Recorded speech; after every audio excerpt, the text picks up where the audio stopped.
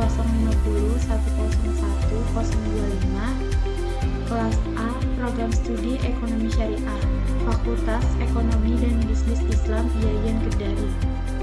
Mata kuliah Bahasa Arab. Video ini berisi tentang penjelasan materi bahasa Arab.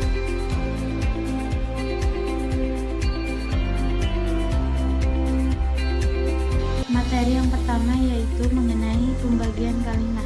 Kalimah atau dikenal dalam bahasa Indonesia dengan kata adalah lafaz yang memiliki arti. Kalimah dibagi menjadi 3, yaitu isim, fiil, dan harfu. Yang pertama yang akan saya jelaskan yaitu mengenai isim. Isim adalah setiap kata yang merujuk ke orang atau manusia, hewan, tumbuhan, benda mati, tempat, waktu, sifat, atau makna lainnya yang tidak ada hubungannya dengan waktu, atau semua kata yang tidak termasuk dalam kata kerja dan harfu, maka ia adalah isim. Contoh: jamalu, yaumun, uripun. Ciri-ciri isim yaitu tanwin. Artinya setiap kata yang bisa dibaca tanwin harakat akhirnya maka ia adalah isim. Contohnya insanun. Yang kedua didahului alif lam. Contohnya al-kursiyun. Yang ketiga terletak setelah huruf nida atau huruf untuk memanggil, yaitu ya Hasan atau wahai Hasan. Setiap kata yang terletak setelah huruf ya maka ia adalah isim. Dalam bahasa Indonesia pun demikian. Setiap kata yang muncul setelah kata wahai biasanya adalah kata benda, dan kata benda termasuk bagian dari isim. Yang ketiga yaitu majrur, yang diantara tandanya adalah harokat kasroh. Majrur merupakan salah satu kekhususan yang dimiliki oleh isim. Majrurnya isim biasa karena didahului oleh huruf jar atau karena merupakan bentuk idhofah. Huruf jar yaitu min, ilah, an, ala, ba, dan lain-lain. Contohnya yaitu alal maktab, di atas meja, merupakan bentuk jar majrur. Ala adalah huruf jar, sedangkan al-maktab adalah isim yang karena didahului oleh huruf jar sehingga dibaca majrur dengan kasroh. Untuk bentuk idhofah misalnya babul baiti, kata babul adalah mudha'af, sedangkan baiti mudha'af ilahi. Perlu diingat, mudha'af ilahi selalu dibaca majrur. Jika ada satu kata yang berfungsi sebagai mudha'af ilahi dan kata tersebut dapat langsung dimajrurkan. Contoh, baiti yang majrur dengan kasroh, maka ia adalah isim. Mudha'af dalam hal ini baiti sebenarnya pun adalah isim, sehingga dapat kita katakan bahwa bentuk idhofah dalam kasus di atas, baik itu mudha'af maupun mudha'af ilahi, keduanya adalah isim.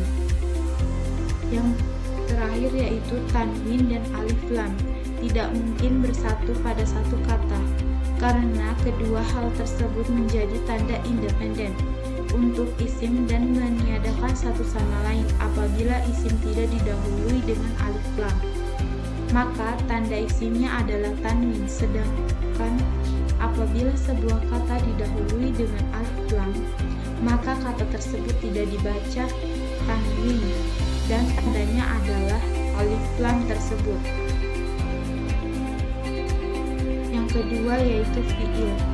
Fiil adalah sebuah kata yang berfungsi untuk menunjukkan suatu peristiwa atau kejadian pada waktu tertentu yang dikenal dalam bahasa Indonesia dengan kata kerja.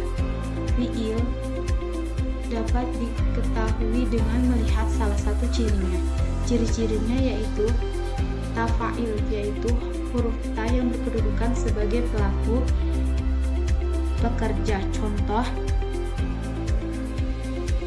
dorobtu, aku telah memukul.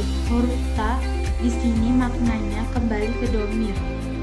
Ana sebagai pelaku. Dorobta, kamu telah memukul. Huruf ta maknanya kembali ke domir. Anta sebagai pelaku. Tanis, yaitu huruf ta yang menunjukkan jenis mu'annas atau perempuan. Contoh, dorobat, dia perempuan telah memukul. Huruf ta sukun di akhir maknanya kembali ke domir hiya, dia perempuan.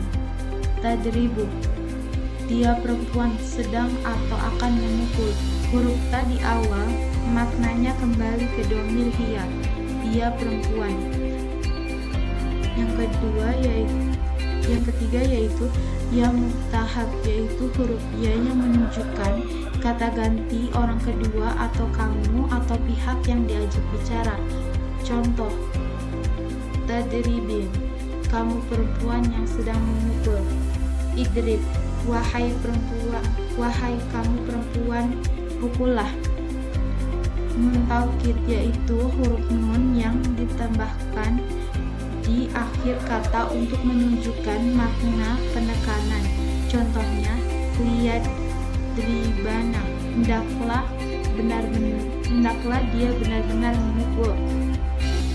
Terdapat ciri lain yang memudahkan kita untuk mengenali suatu kata itu fiil atau bukan, yaitu apabila kata tersebut didahului oleh qad, sa, dan saufa. Yang ketiga yaitu harfu. Harfu adalah jenis kata selain isim dan fiil. Harfu berbagai macam jenisnya. Di antaranya adalah harfu jar, harfu athaf, harfu nida, dan lain-lainnya.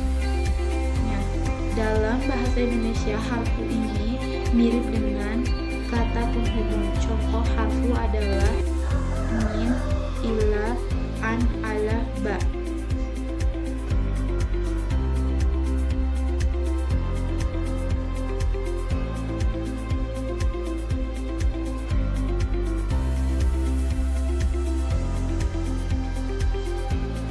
Yang kedua yaitu materi tentang pembagian isim.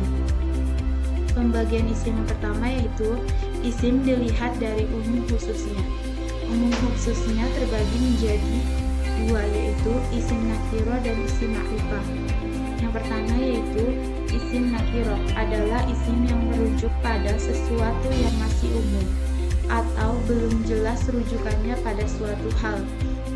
Contoh yaitu insanu, ursadun.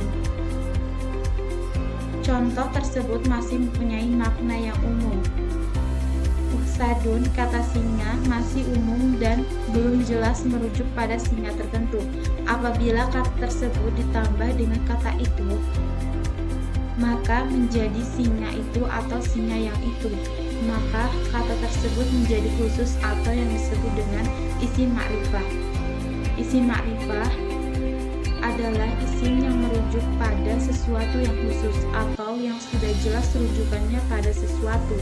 Contoh, Muhammad, al-insanu, hada, al-ursadun.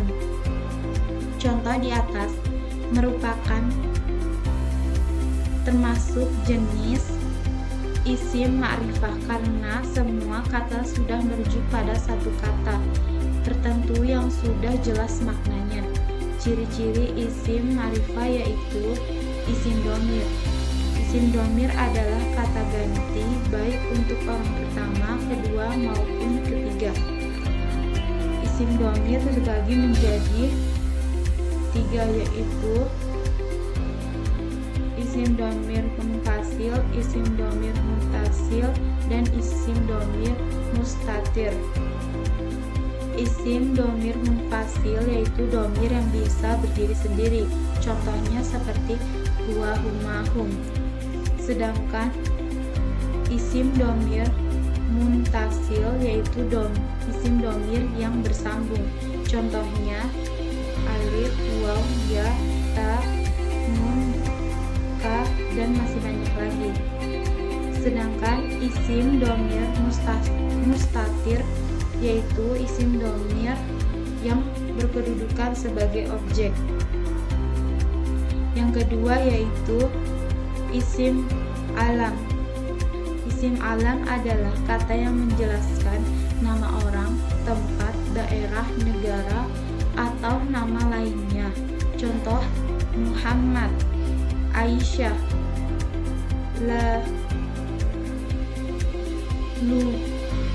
Lubnan, Makkah. Yang ketiga yaitu isim isyarah. Isim isyarah adalah kata yang menunjukkan makna isyarat atau kata isyarat. Contohnya yaitu haza, hazihi, dalika, tilka. Yang keempat yaitu isim mausul. Isim mausul adalah kata yang dijadikan penghubung sebagai frasa dalam kalimat tertentu dan biasanya diartikan dengan yang. Berikutnya termasuk dalam isim mausul yaitu allazi, allazina, allata, dan ta. Yang kelima yaitu isim yang dijadikan ma'rifah dengan dua huruf alif lam. Isim ma'rifah karena ada unsur luar yang ditambahkan, yaitu berupa isim nakirah yang ditambahkan dengan huruf alif lam sebelumnya. Kata tersebut akan menjadi ma'rifah dan maknanya pun juga akan berubah. Contoh kata kitabun berubah menjadi al-kitabun. Kata pertama sebelum didahului dengan al hanya berarti buku. Kemudian ketika ditambahkan dengan al berubah menjadi buku itu atau buku tersebut. Yang keenam yaitu isim nakirah yang disandarkan pada isim ma'rifah. Jenis kata ini tidak secara mandiri menjadi isim ma'rifah, akan tetapi karena ada hubungan dengan kata yang lain, yaitu karena menjadi mudhaf pada kata tertentu. Misalnya kata babul bermakna nakiro, akan tetapi setelah digabungkan dengan kata tertentu menjadi babul baiti, maka kata tersebut babul menjadi isim ma'rifah. Yang terakhir yaitu isim yang dilihat setelah instrumen panggilan. Jenis isim ma'rifah ini juga tidak berdiri secara mandiri karena memerlukan kata lain sebagai penyebab yang menjadikan kata nakirah menjadi ma'rifah. Contoh: syashu merupakan kata yang masih umum, kemudian ketika berubah menjadi ya syashu maka berubah menjadi ma'rifah karena terdapat kata panggilan ya yang artinya hai.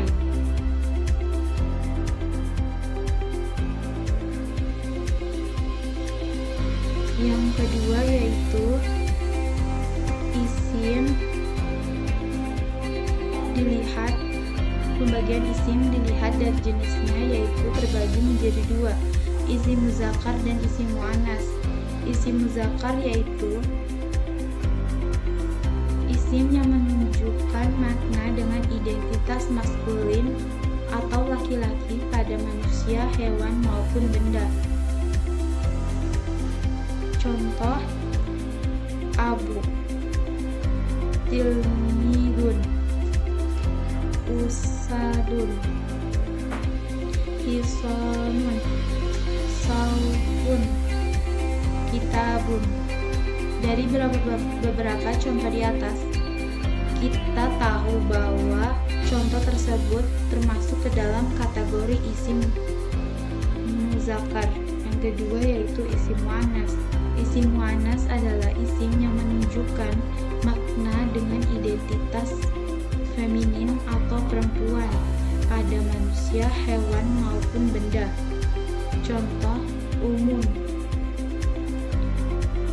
amra'atun, hayatun, suratun, quratun. Dari beberapa contoh di atas, kita bisa mengetahui bahwa kata-kata tersebut merupakan isim muannas. Ciri-ciri muannas yaitu yang pertama, ta tanis adalah ta bulat atau tata marbuto yang terletak di akhir kata atau yang dikenal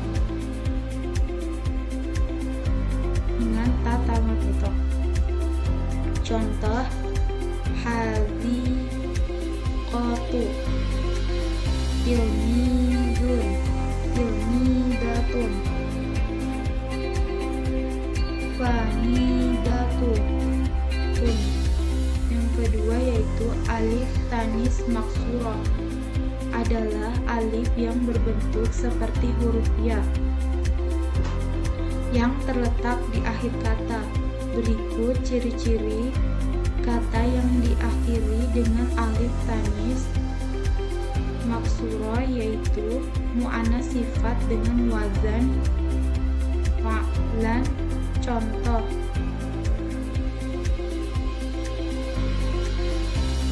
jau'a afsa muannas tadhil dengan wazan fu'lan. Contoh sughra kubra. Masdar yang diakhiri dengan alif maksurah. Contoh dawan, najwa. Isim yang diakhiri dengan alif maksurah. Contoh unsa, hala. Yang ketiga yaitu alif tanis mamdudah adalah alif yang terletak sebelum huruf hamzah yang berada di akhir kata. Alif tanis mahdudah ini biasanya berada pada kata dengan ketentuan berikut. Pertama, muannas pada kata sifat dengan bentuk fa'lan. Contoh amaru, hara'u, aman, amya. Kedua, isim maupun kata sifat yang diakhiri dengan alif tanis mamdudah. Contoh sorok, dorob, angriba, angriba.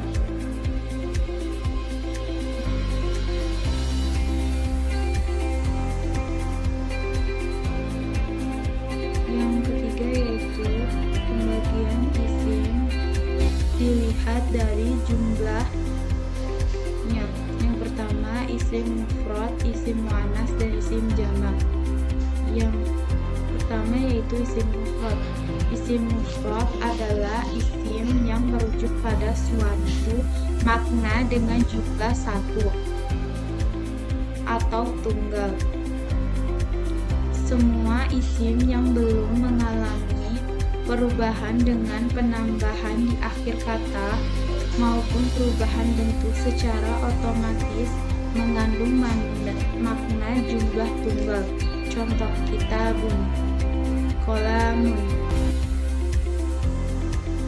hisonun. Yang kedua yaitu isim muannas. Isim muannas adalah isim yang merujuk pada suatu makna dengan jumlah ganda atau dua dengan menambahkan alif dan nun pada kondisi rafa atau ya dan nun pada kondisi nasab dan jar. Contoh: hadarat talibani, dua siswa itu telah datang. Ra'aitu talibani, saya melihat dua siswa. Maratu bi talibani, saya melewati dua siswa. Yang ketiga yaitu isim jamak. Isim jamak adalah isim yang merujuk pada suatu makna dengan jumlah lebih dari dua. Isim jamak sendiri dapat dibedakan menjadi tiga macam, yaitu jamak muzakkar salim, jamak yang menunjukkan makna maskulin, jamak muannats salim, jamak yang menunjukkan makna feminim, dan jamak taksir, jamak yang cara pembentukannya berbeda-beda. Contoh dari ketiga jenis jamak tersebut yaitu dahaba al-muslimun na illal masjidi, orang-orang Islam laki-laki pergi ke masjid. Dahaba al-muslimatu illal al-masjidi, orang-orang Islam perempuan pergi ke masjid. Darasa tulabun al-ghota al-arabiyah, para siswa belajar bahasa Arab. Itulah tadi materi saya tentang pembagian kalimat dan pembagian isim dalam bahasa Arab, dan saya akhiri. Wassalamualaikum warahmatullahi wabarakatuh.